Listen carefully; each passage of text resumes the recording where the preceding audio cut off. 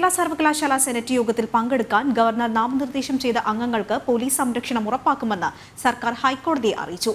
സർവകലാശാല ക്യാമ്പസിലടക്കം പഴുതടച്ച സുരക്ഷ ഒരുക്കുമെന്നും സർക്കാർ ഉറപ്പു നൽകി.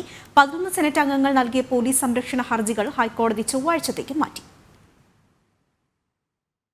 കേരള സർവകലാശാല സെനറ്റ് യോഗത്തിൽ പങ്കെടുക്കാൻ ഗവർണർ നാമനിർദ്ദേശം ചെയ്ത അംഗങ്ങൾക്ക് പോലീസ് സംരക്ഷണം ഉറപ്പാക്കുമെന്നാണ് സർക്കാർ ഹൈക്കോടതിയിൽ മറുപടി നൽകിയത്. സർവകലാശാല ക്യാമ്പസിലും സെനറ്റ് ഹാളിലും പഴുതടച്ച സുരക്ഷയൊരുക്കും. നാളെ സെനറ്റ് യോഗം നടക്കാനിരിക്കെയാണ് സർക്കാർ ഹൈക്കോടതിയിൽ നിലപാട് വ്യക്തമാക്കിയത്.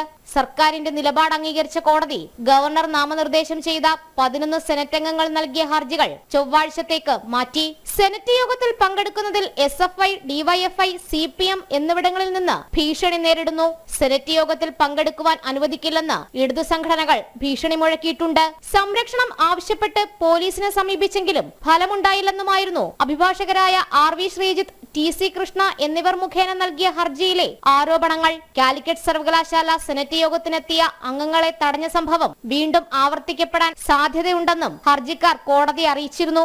VC നിയമന സെർച്ച് കമ്മിറ്റിയിലേക്ക് സർവകലാശാല പ്രതിനിധിയെ നിശ്ചയിക്കുന്നതുമായി ബന്ധപ്പെട്ടാണ് സെനറ്റ് യോഗം ചേരുക.